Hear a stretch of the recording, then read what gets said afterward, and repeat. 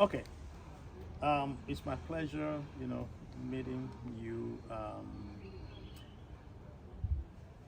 You are one of the few directors that I really enjoy watching your, program. I mean, again, the versatility, different camera angles, and then you've worked on various movies. And the latest one that I just can recall is Jagun Jagun. And as you know, Jagun Jagun, it's known worldwide. And then, of course, one of the things that I would say is the director, the directing was superb. Thank you so So much. that the thing is, a lot of people know the actors. A lot of people see them. Yes, a lot of people know the name, but they can rarely put the name to the face. So this is a very great opportunity. Thank you so much. So one of the things that I want to ask, the first question will be, how did you become a director? Where did you train? Yeah, that question is going to take us a bit of our time because it was a good and interesting journey for me. Well, I joined the movie industry basically in 1991. But I joined as a dancer. I love dance, and then we do more of stage performance. So the stage performance I saw, that was the first time Femi Adebayo, my elder brother, we perform on stage and dance. So I was not around. I was in school. It was at the burial. We did artist night for I think Jide Kosoko's mom. Then, so Femi performed. I was like, wow, this is nice, but I can do better. I think I can do better than this. So that thrilled me, and I joined the industry. When I went to my father, I wanted to join the industry, which is Adebayo Salami Gami. He said, am I serious? I said, yes. And I said, okay, I should come get the money for fun. You paid? Yes, I paid to study under him, our career organization. It's interesting. Yeah, he said, I have to pay. I said, but I'm joining you that now. In your mind, I said, no. Business is different from pleasure. Family is different from business. I said, okay. He said, if you pay, then you're going to be more serious about it. So I had to go to my mom to collect 5,000 naira then. It was a lot of money there. Yes, 5,000. Yeah. So I paid 5,000 naira. In fact, all of us that joined paid 5,000 naira each. So we started going to rehearsal, dancing. Not quite long. Stage performance was not really going on well again. We switched to video. So most of the time we're going to be at the rehearsal while they go to location to film. So I'm finding myself useless because we don't really have much performance again. So I was thinking of, okay, what can I do? Okay, when I went to location, I saw them, what they do. I was trying to look for a department that I think I can work on. So I discovered one interesting department like that. Wow, I think I can handle this department, which is the art directors department. So I told my daddy that I want to join that department. He said, okay, go ahead. When I joined, I was not given any special treatment because they believe I'm still studying, so nobody cared. So when I now started production designing, I was an apprentice. I was understudying someone, which is the person of Cosmark. We call him Cosmark, Kosi. So he noticed my craft that I am a bit creative then. So he found me interesting. And but the issue I have is when we're going to location like that, for the location bus we're taking, it has already been numbered for people that are going to be in the bus. So at the end of the day, I don't have a space to sit down. So I have to take a bike. Ask for the location, take a bike down to meet them. And sometimes I look for someone to lap me when I don't have money for bike. And if we have to leave our house, as in go out to sleep somewhere, I don't have anywhere to sleep, so I have to sleep in the bus overnight. Yes, in the location bus, I sleep overnight. Early in the morning, like 5, 6, I wake up early, have my bath outside, so be ready for the next day work. So like that, like that. So I studied Cosmark, and at the end of the day, there was a production we had to do. Cosmark was not available, so that was when I was given chance. So okay, what you feel, let's see. So fortunately for me, I did very well. So now my father now said, okay, I think we have an idea of this department. So I had to go for a course. Yeah, I have to go for a course in Yabatek. So under technical act. So when I did that, in fact, the fun aspect of it was I did not do any course pertaining to theater act. I was a science student. So what I intend doing for my living was engineering. I wanted to be an engineer. So I studied electrical engineering in technical school. When I left there, I studied electrical engineering in Kwara Poly. When I left Kwara Poly, I studied another electrical engineering again in University of London before I finally did computer science. So I never did anything theater arts. But due to training under my dad, so my skills was upgrowing. So now coming to be a director, I never knew because my father is a director. He directed so many movies. He directed Ogbori Elemosho, the popular Ogbori Elemosho, Edon, Ashoto Emeka, Oko. He directed so many. So when he directs, I am the art director. So we sit by the monitor together. Rubbing minds. When I build the set, we sit, okay, this is my view from this art. I want you to please move your camera from this angle so that it can showcase the beauty of my set, things like that. So then I never knew I was studying him indirectly while he directs. So when I ask questions, he answers. When I don't understand some kind of short takes, I ask, like father to son. So why did you take this? Yeah, so he tells me, out of curiosity though, so I never knew I was building myself as a director. So there's this producer, which is Yemi Amadou. Yeah, he's a producer, he's a director as well. In Nollywood. He has produced series of movie and directed a lot. So he came to our location one day and saw the way I work, and he was interested in me. Now called me for a job, like, okay, Papa, please can we do this project together? We did one together like that. I think it will be. That was the title of the movie. Okay. I've It seen Will it. Be. Yeah. So when I did the production design, he really loved it. Then we were about to do his own. That production was for someone, but he coordinated it. So he was about to do his own movie, which is Eruniyo. So when we got to the location, the budget skyrocketed, and he was like, how will he do it? So he needs to go and get more money for the production, and he left. So I was handling the directing before he came back. So when he came back, he was scared for the interpretation of the movie because I am not a director.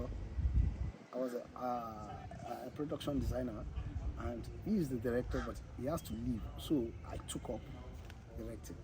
When he came back, we finished the production, and when he got to studio, he was curious, so he quickly went to see all the rushes. what I shot while he was away. So when he saw that, he just gave me a call and said, Tope, come to my office. His office was in Ikeja then. I got to his office, and he said, you know what, I think you should just forget about your production design. You are better off being a director than production designer. And I was like, I don't understand. He said, the best thing for you, what is in you, the craft in you is much more than you limiting yourself to be a production designer. You need to unleash that beast of directing in you. I did not really agree with him because, I don't know what he has seen. So when I left there, I just noticed any movie he's doing, they call him for directing. So he keep insisting that you have to bring Tope Adebayo on board as assistant director. So people started calling me for a star director when he wants to film. When my mother wants to film, I was like, I don't understand. A star director, how? So you just call. I'll talk. I'm the one that said, come on. So when we get to location, it leaves the production for me. I just keep doing. So, but for the love of the job, I would gladly take it and start directing like that. So I went for the job. Still, I do my production designing because I see that is the only one that sees me from that angle. So I cannot leave my craft and just say I'm a director like that. So I went for another production, which is, I think, Ife Kofari, produced by Akinolaya and directed by Razak Olaiwola Ujopagugu. Then, so I was on that set as a production designer. I never knew that Ujopagugu was looking at my creativity as well. You just keep saying, oh, you're going to give them blockings, and you sit down by the monitor. So when I give the blockings like that, you know, say, if I ask her, how far, guys, don't worry, we are good. So I gave blocking for a particular scene on camera angle, and after that, when I went to meet him, I said, Tope, this guy, stop disturbing yourself. Pronounce yourself as a director. You are not a production designer, you are a director. You have a lot in you. He was the second person that told me. I was not like, this is the second time I'm hearing this. Okay, maybe I should just step up my game. So getting home, I told my father, this is that day. Well, I would say, I don't know. I had a mixed feelings of my father that day, because when I got home, I told my father that day, I felt like I'm my directing scene. I don't want to be a production designer again. I want to be a director. He looked at me and he started laughing. What did he just say? I said, I want to move to directing. Maybe I will start studying directing like that. He said, whoa, because Yemi Amadu keeps calling you for assistant director. Hey, Yemi Amadu's director. See this guy. You think directing is a joke? There's much in directing than what you think. I said, I know, but I want to do it. I can remember Femi was sitting down, Femi Adebayo was sitting down, Sadiq Adebayo was sitting down, Fetia Balogun was sitting down at that conference that day. And as Fetia just said, but Daddy, I'm not fishing here now. We're going to encourage you. We need to encourage you. Some people started this room and they're being encouraged. And she was planning her production.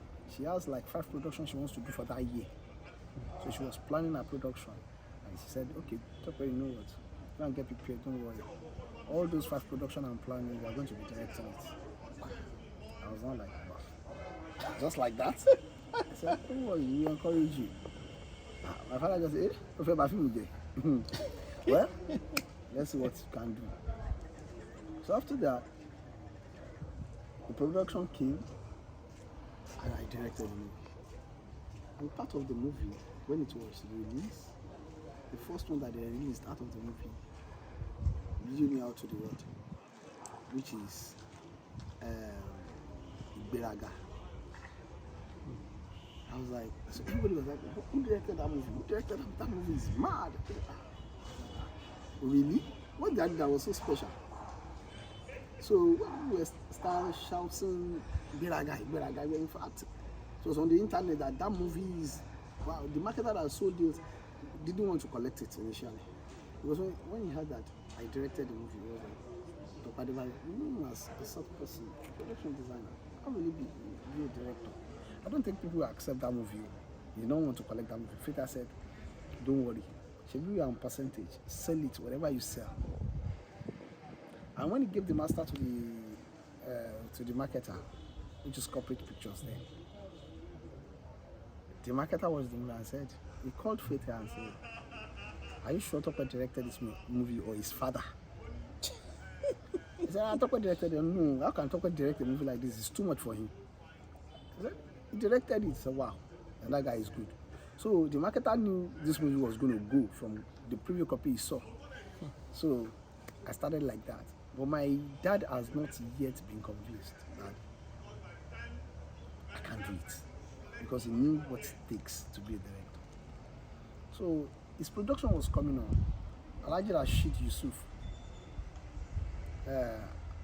He was alive then, but he has passed on now.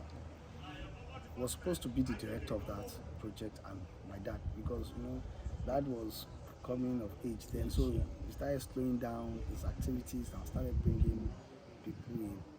So Alhaji Rashid now fell sick 2 days to the production. So still in my own house, I am still a production designer, but outside I'm a director. So that was now like, okay, what do we do? Okay, Tope, director Yemi Amadu, let's see what you can do. I was like, okay, finally. But it's coming late. So before then, I started making some research about directing myself. When I started directing the first movie, I've been directing like 5 movies at a time was like a challenge to me, like how will I do it that I won't fail? So I started going on internet, making research, understanding the directing skills better. So when my father now said, okay, let's see what we can do, I found it as an opportunity to prove myself.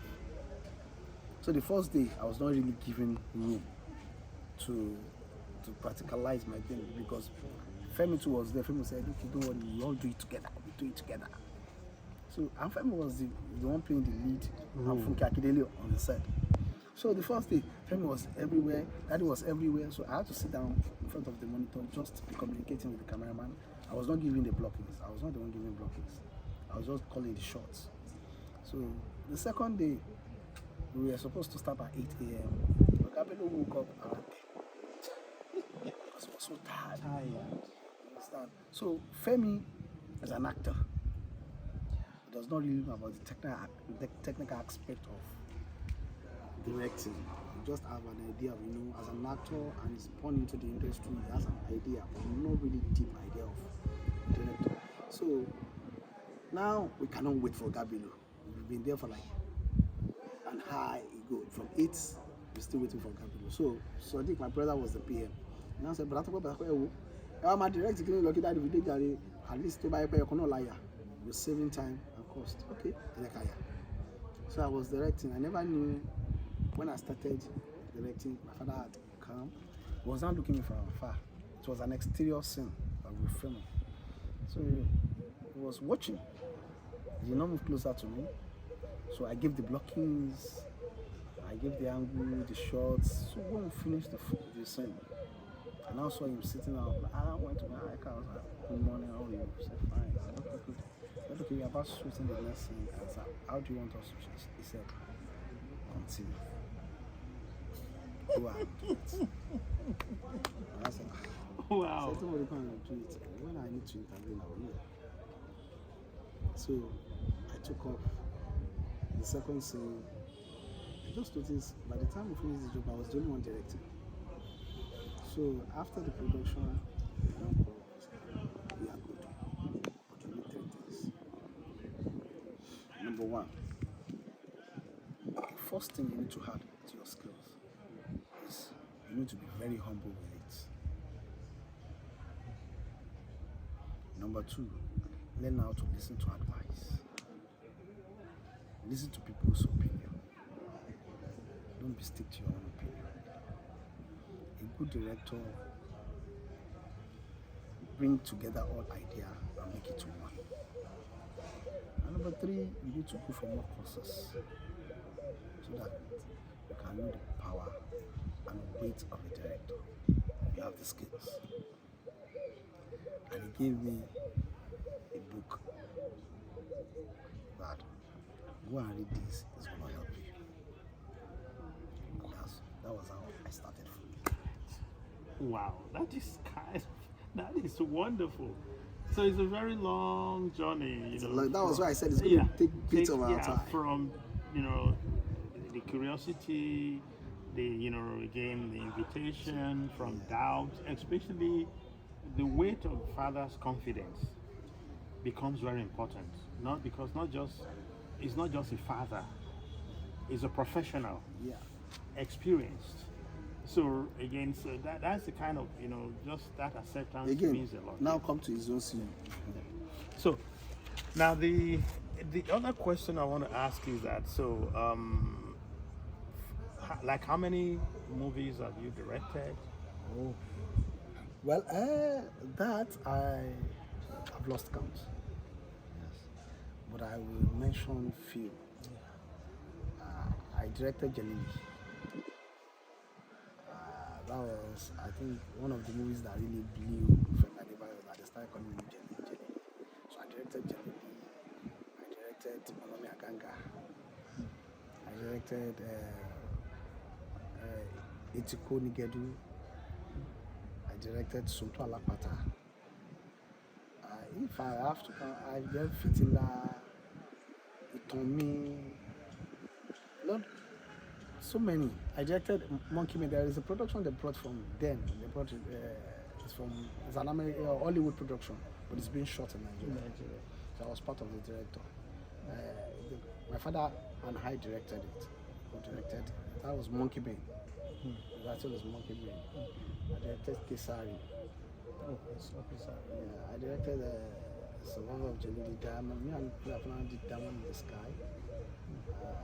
A lot. And I cannot even count. So the recent one, Jagun Jagun. I mean, it's famous. I mean, it's everywhere. It's one of the leading Nollywood movies, currently. So what kind of challenges, what kind of, to do such a very huge work, and then it's not just it's on Netflix, I think, and then for them, they're professionals, they care about their money, so what kind of challenges do you face? Well, Jagun. But I started having a very big challenge on Jagun since the time I directed King of Thieves. Me and Dad Jali directed King of Thieves and Jagun. But our combination is sweet because we started directing together for years. For years. We directed so many films before now. It's just that it is, I think when it is time, then it's your time. When it's not your time, it's not your time. It's just now that people started appreciating us. We have done a lot together. Now, my problem with Jagun started from the release of King of Thieves, Ageshukuli. Because people believed we cannot do anything better than King of Thieves when we released King of Thieves. So people accepted it. It broke so many records in cinema, and we were like, and that was the first Yoruba Nollywood movie that is going to break the cinema like that. Because sincerely, all the marketers we have, they don't believe in Yoruba Nollywood movie coming to cinema. They believe they cannot get much. I've written so many proposals to some places, and they will tell me to go and do an English Nollywood movie because they believe it's going to sell better because of the language. It's going to go viral. And I keep telling them, look, my indigenous movie sells because I have good culture. And I'll say, go and do it in English and sell it. I said, no. The uniqueness of my film is the language. What I'm going to say in my language is more sweeter than using someone else's language. So we insisted in keep doing that. The weight of Yoruba language is heavier from any other language. You cannot say it, you cannot quantify it. The nuances will be missing. That's aside. Yeah. So, but the marketers did not believe in that. So when Ageshukoli came out, even I will tell you this, some cinema movie had to give us dates just 1 week, 1 day in a week, and which is Monday morning 8 a.m. Wow. Because they believe that people will not come and see. So they were not giving us good time. But the funny aspect of it was even at 8 a.m., the hall was full. We had sold out. I was like, sold out? 8 a.m. Monday? Where are the fans? They had to write to us and give us extra days and weekend. So the problem of Ageshikule started from there. The challenge started from there. The problem of King Jagun started from the sales of Ageshikule. So we had to sit down, go back to the table like, now that we've done King of Tips, we need to up our game for Jagun. We cannot afford to shoot anything less. And for King of Thieves, it's not that we have a sponsor. No. Femi risked everything, borrowed from the bank, had his own money to produce Ageshikole. So Femi now said, if people can accept Ageshikole, I have a lot of story that we can do that preaches our culture, that he has confidence in. We just spend much money. He doesn't care. I will sell my properties. So his aim was, he wanted people to realize that our industry is business creative. If you come in and do it right in our industry, then you won't regret it. You get back your returns. That was his aim. And he wanted to preach our culture. So the challenge was I couldn't sleep. Why? I was, I never knew what we will do that we will beat the previous firm. Ageshikole was so loud. So we sat down, through the story. So when we were writing the story, the creativity was coming. Baba Tijani was the head of scriptwriter. That is his strength, script writing and most especially culture. So we were working back to back together, adding technical, adding shots, things like that. So when we finished, when they gave me the script for let me say 2-3 weeks before the prep of the production, I almost lose my home with my wife because my concentration was too much on the script. So I was not reacting to her. So it was like, what happened? Are you okay? I am okay, but my mind is somewhere. But thank God she understands my job. Yeah. So I remember very well, she said, you are my hero. Go there and give out your best. I know what you are capable of doing. So that words really gave me a strong backbone. I don't understand. The motivation was too much. So when we were about to film, the challenge was we had a meeting and we said, we have set a pace and we have to beat it. Nobody could beat it, but we that set out to beat it. So we started. The first thing that was in the movie, that was a big challenge, is it is not the usual thing we do in our industry in Nigeria here. We don't really do physical fights like that, combats like that. So now to achieve this, how do we go about it? We have thousands of people on set that are going to fight. How do we achieve it? And this has to look real.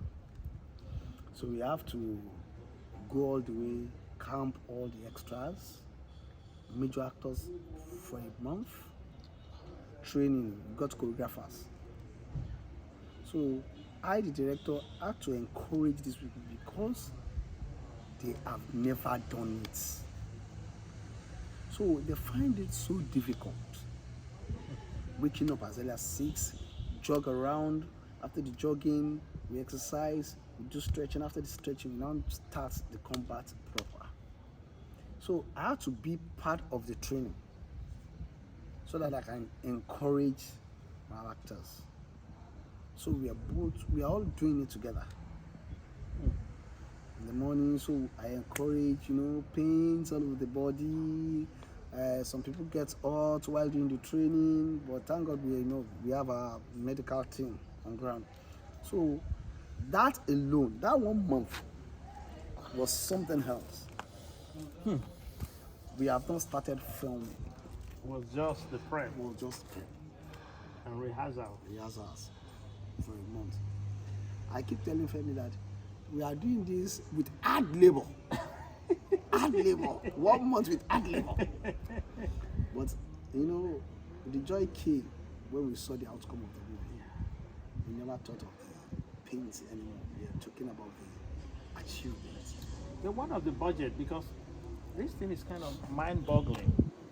I mean, if you count people so much more, number, such a huge number, and then they will feed, they stay there. How did you? I'm kind of, again. Yeah, it might be a sponsorship, but it would be really, really.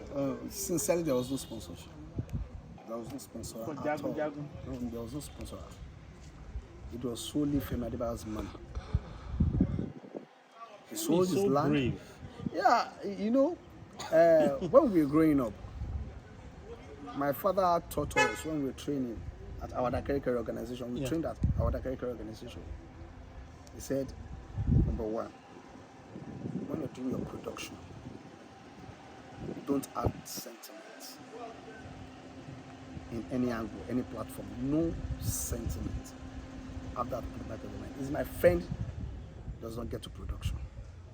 If he's fit to do it, put him there. If he's not fit, remove him. 2, there's no enemy. You have to be friends.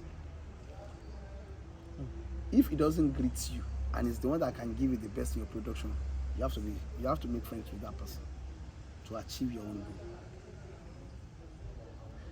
And another thing is, when you're doing the right thing, believe you can never lose. You will not lose.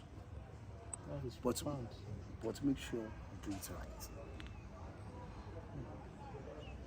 So many of my father's production have been there very well. You get out of budget sometimes, go for loan, sell his car. I could remember very well when we were shooting Agbára Obìnrin back then in Lord. He shot over his budget and he was like, he needed money. In fact, he wanted to break the production. We had a meeting and we said, we are not breaking. We started and we are going to finish. And my father said, no, you guys cannot keep working and I won't give you guys money while going on. We have few days left, like 4 days left. But it's out of budget. And I said, okay, don't worry. If you guys insist you want to finish this film, I will see what to do. We took his Jeep then. He was using Montero Jeep Mitsubishi. He took it to the market. But when he got to the market, he was the guy that wanted to buy the market, because my father did not go, he just told my uncle to go and dispose the car. So when the guy now said, who owns the car? I said, Okapi. I'm gonna buy Okapi's car. He has done a lot for me. And my father did not even know that man sells car, buy car. No, this is what I can. How much do you need? This is how much we need. I said, okay, let me go and sell Okapi myself. My father did not even remember him. So he was like, don't worry. I will stand for you. That money will give you to you from the bank. So he had to go for loan in the bank.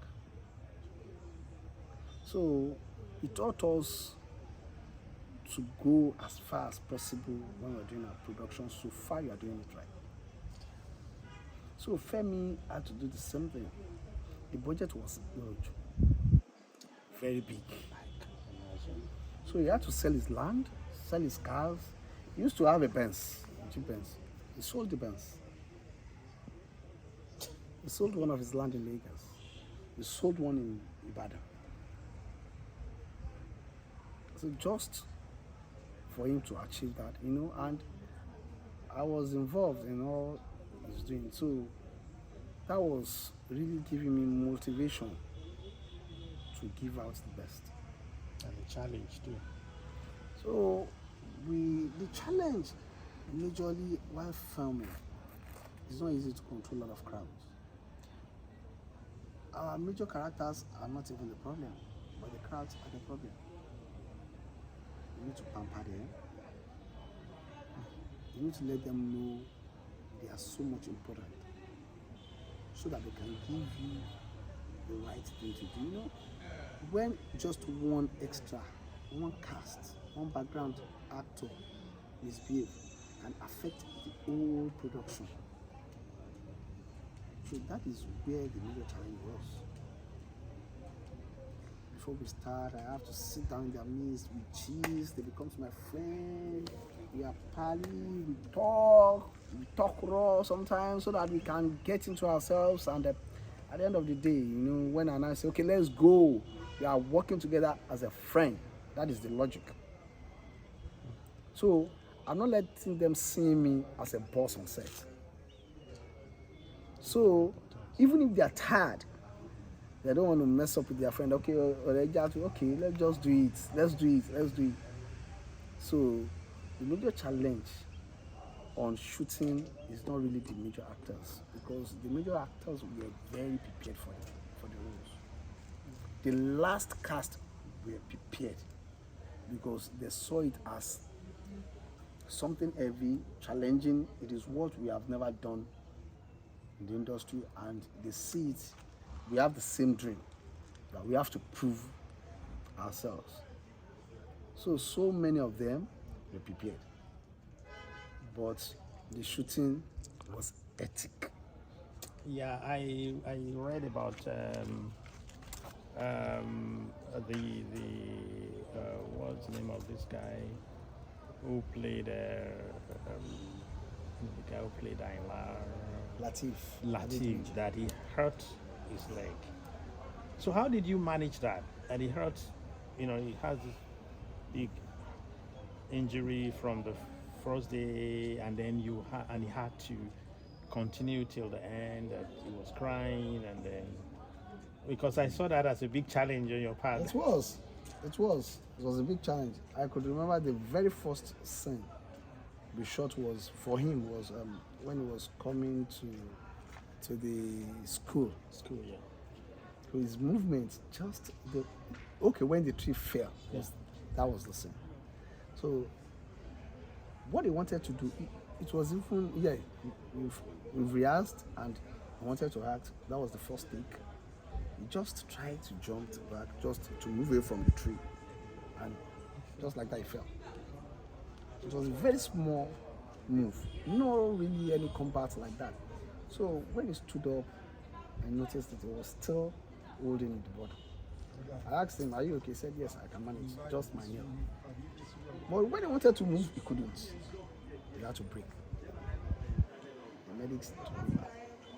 It was a big challenge for us. But all the same, I think the pains at the point helped his acting. Because all those while he was carrying Agemo, he was really feeling the pains. And if you look at the backstory, he has faults. So he can never be as strong, agile as he used to be before the fight. What he has gone through and the pains of his girlfriend is also in him. So his movement and the pains of that leg brought a natural pain on him. All the screaming was natural because of the pains he was going through. But we could manage because he was also determined that this role I have to deliver. At every scene, he cries because of that leg. We try as much as possible, bring therapy people to start working on it, but we cannot stop the production because he don't want us to stop. We wanted to break at the point that give him 2 weeks and we continue. He said, "No, I will do it." So professional. So that, for the fact that he can say he wants to do it, gives us more courage. Although we have to cut when I feel like the pains is getting too much, but doesn't want to stop, I will stop. The fight he did with Itele, that is Gbógun, the pains was, we shot that scene for 3 days. Yes, that one scene, that fight, we shot it for 3 days. Wow. Yeah, because we have to wait for him to get his energy. At least the pain should relieve him, because there's a lot of twists during the fight, and you need to make use of that leg. So it was a big challenge, but we were able to overcome the challenge due to the encouragement of the actor. Termination. I see. Now, in Jagun Jagun, you guys used many effects. I would say unprecedented in a lot of, Nigerian movies, and successfully so. So I'd like to know a little bit about that. How did you pull that off? And were some of these sourced locally, or they were, again, how did you do that? Well, we added the both together, the local effect and the visual effect.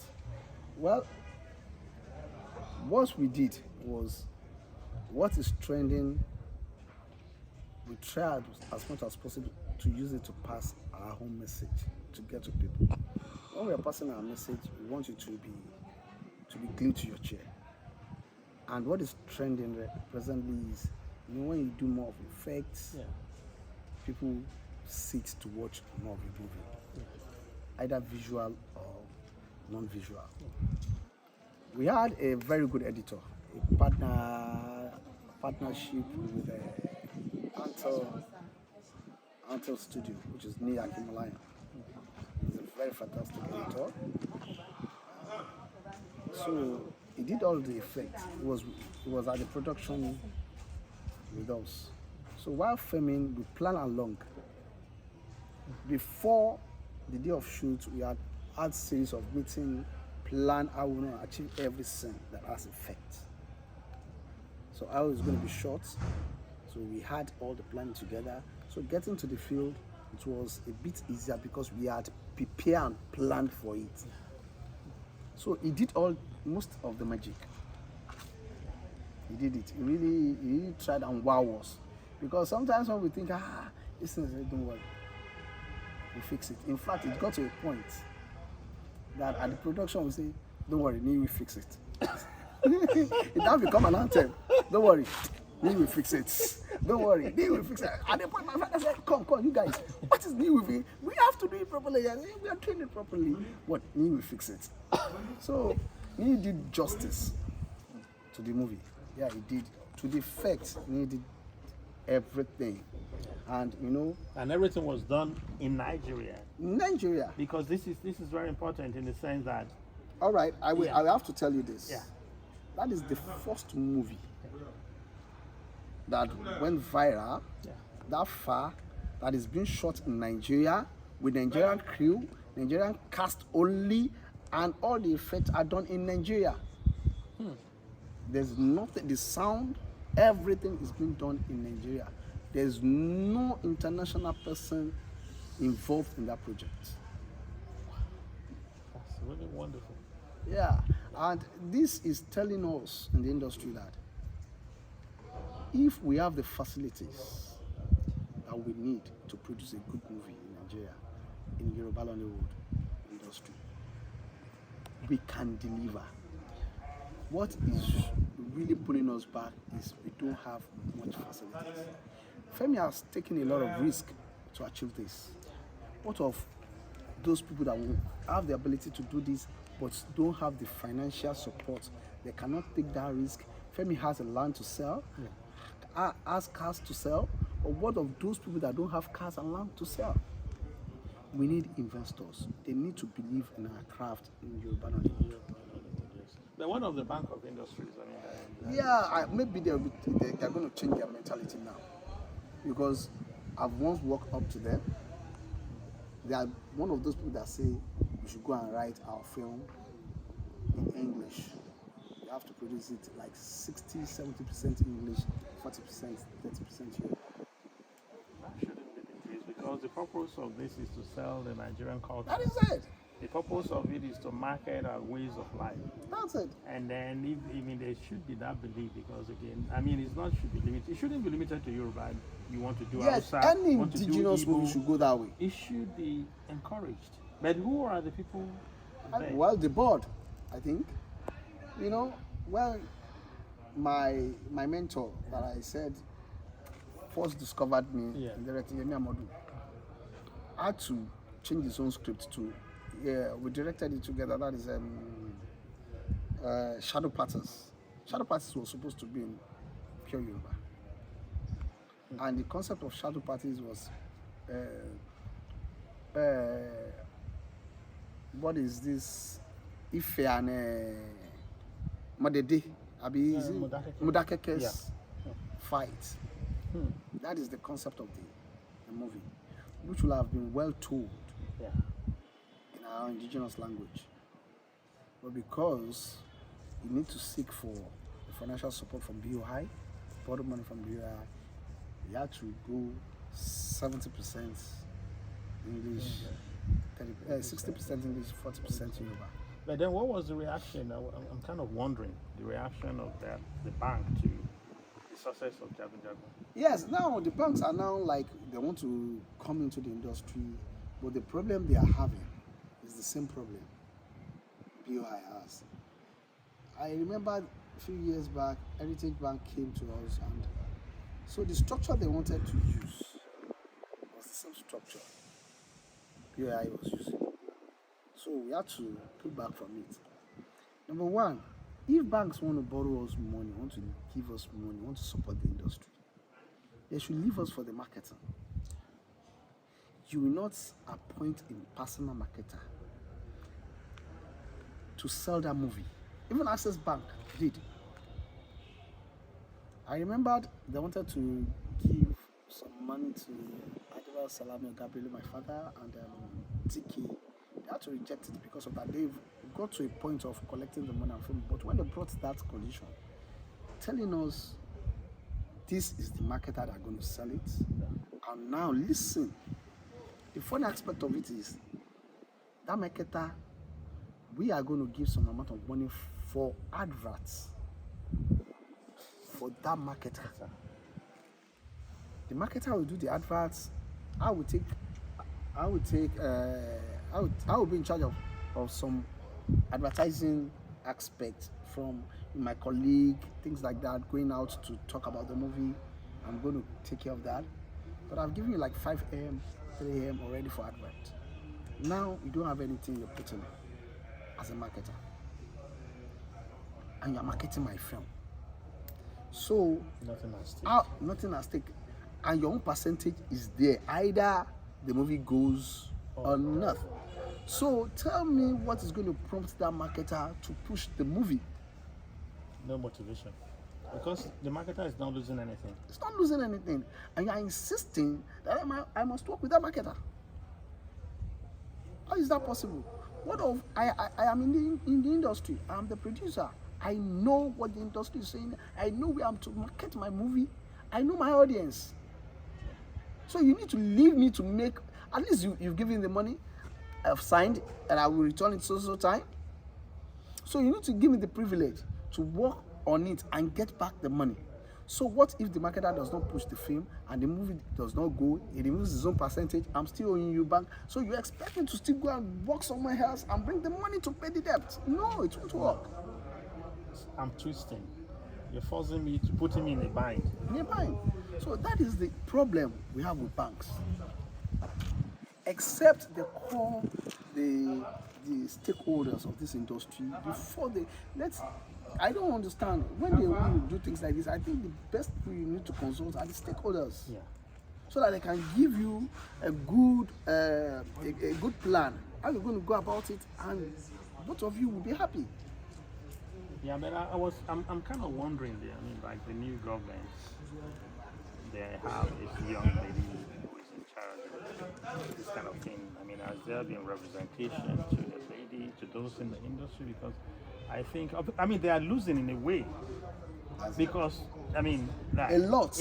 They are losing because, of course, they are losing, and then Nigeria is losing in a way, but the individuals are doing a very good job. I mean, look at the number of movies on Netflix. Look at the number of these things. It shows that despite all the bottlenecks, we have bold and brave people, professionals, who would, I mean, personally, again, I think I think I probably do a little bit of, finding out about these and then see, maybe one can talk to one for the other. So my final question, those coming up, I mean, what do you see as a prospect? Again, you're a director, you're a professional. Are those people, I mean, are you preparing someone else? Are those people who are understudying you? Because, again, I'm speaking from the point of view of your father, Gabalo, has done a lot of good, especially, I mean, a lot of people, his colleagues, they are bringing a whole lot of people up. But then those that are being brought up are mainly the actors. Well, Are you mentoring someone in particular? yeah. Well, the problem we have in the industry first is so many people coming into the industry are coming to wanted to be a star. Yeah, I was discussing that with him. Yeah, but the truth about it, everybody cannot be a star. Like I said, my story, I thought I was better off being a production designer. But some people saw the skills in me that I'm better off to be a director than a production designer. The young people that are coming into the industry should have the mind that yes, I want to be an actor, but they can be of a better product apart from being an actor. We have so many crew here that I trained. They came to my school to become an actor. But when I discovered their skills, I will advise them, you don't need to be an actor before you make an impact in the industry. From what you learned from your own home, you said you're an electrician. Why can't you add like lighting into what you do? You have experience of light. And today, most of them are eating from it, building their houses. Being a light, a gaffer. I have them here. Some makeups. And some costumier. A lady came to me and said, I'm a fashionista, I want to be an actor. And I said, you know what? After like 6 months in my school, I discovered he does not have capability of rendering lines. Our expression is weak when it comes to acting.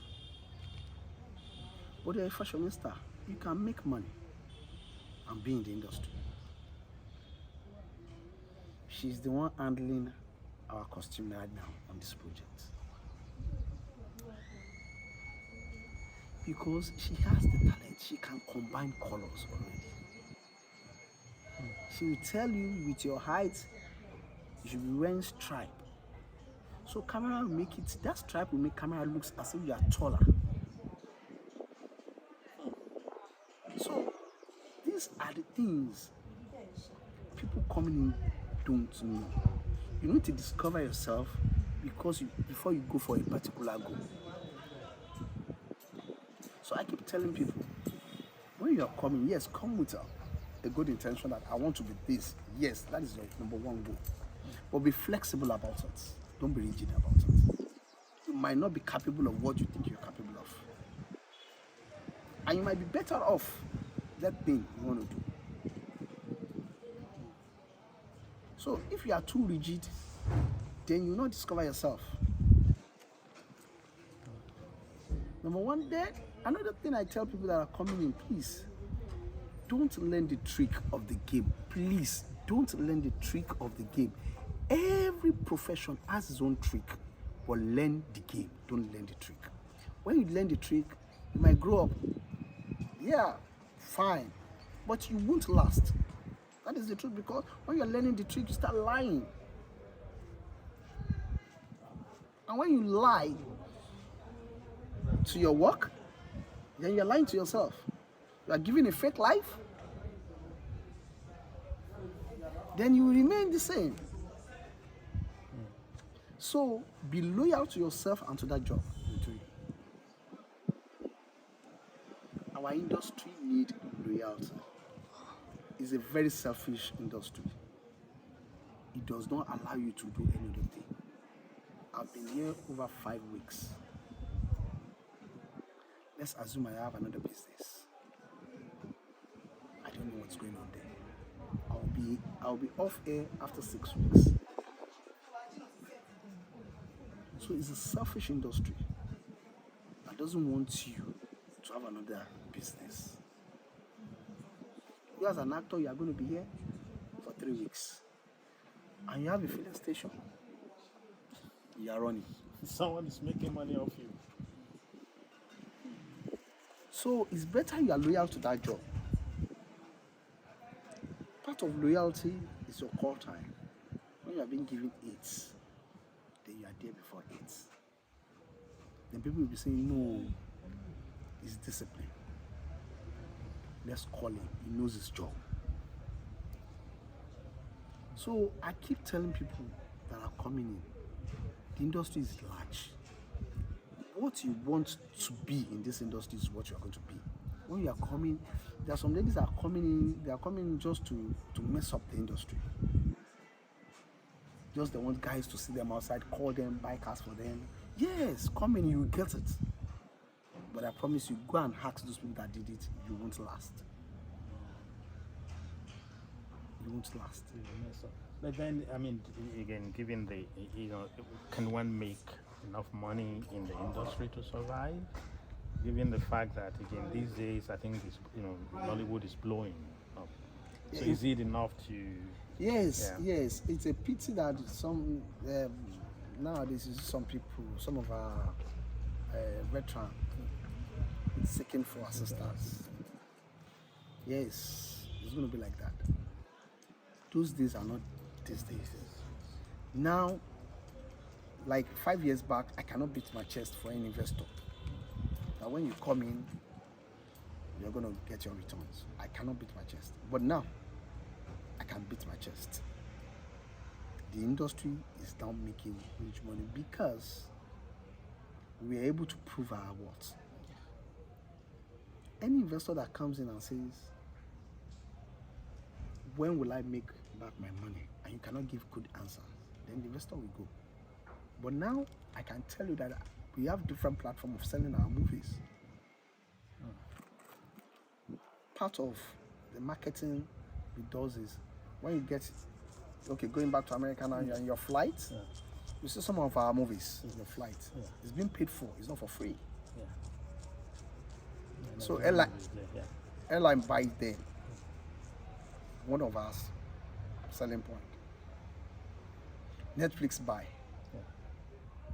Amazon buys. And Prime. So we have different kind of platform that are they want good production now. So when you spend money into your production, it is 100% sure that your money is coming back. What I cannot even give is just, I cannot say this is the exact amount you're going to get as gain. But I am assuring any good producer that is coming or investor that is coming in that you have your return, and you definitely have, when you do it rightly, you definitely have something good to take home after your capital. So now the movie is now paying the actors in the industry, the crew. Formerly, it is only the director, the major actors, producer, the Oscars. Now the crew, the least crew are buying cars. The least crew are building houses. So now those veterans begging are those people that worked when there was no money.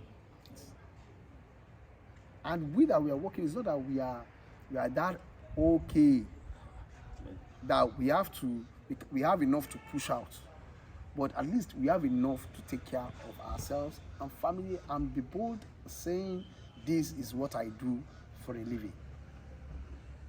But if the government can come in more and we have more investors, then we don't even need to tell our fans to help our veterans. We can now start helping our veterans. But we are not bold enough yet to help them alone, because we are just growing. Yeah, we are just growing.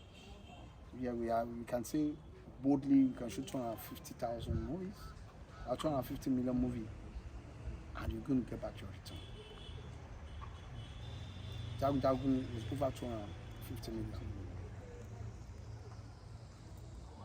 I mean, it's so. I mean, anybody will know. I mean, it's huge. It's huge, and it's going to be there for This is it. Yes, it's going to be there. There's nothing you can quantify with intellectual property. Yeah. You keep making money. Money is forever. So anybody that is coming, this is the right time for you to invest, not only in production making. Yeah. We have equipment that we're using. The camera we are using on this set presently per day is 350K. And we are using 2, and we are using it for 6 weeks. Wow. That's how that is the latest camera so far, right? That is what we're using here. Yeah. And I think in terms of projects, I mean, I don't know whether you guys have considered. I mean, I know some university libraries buy movies. I mean, I can find out. I mean, I used to know the University of Wisconsin-Madison, where they teach movie. I know that they usually buy. So if again, maybe I can do my research. If there are universities like that, I mean, that if they still do that, because if they have a right to it, they can ask their students to, but then they pay, and then of course they pay dollars and they pay, a lot, to acquire that right. And we appreciate that. That's going to be another source of income. Yeah.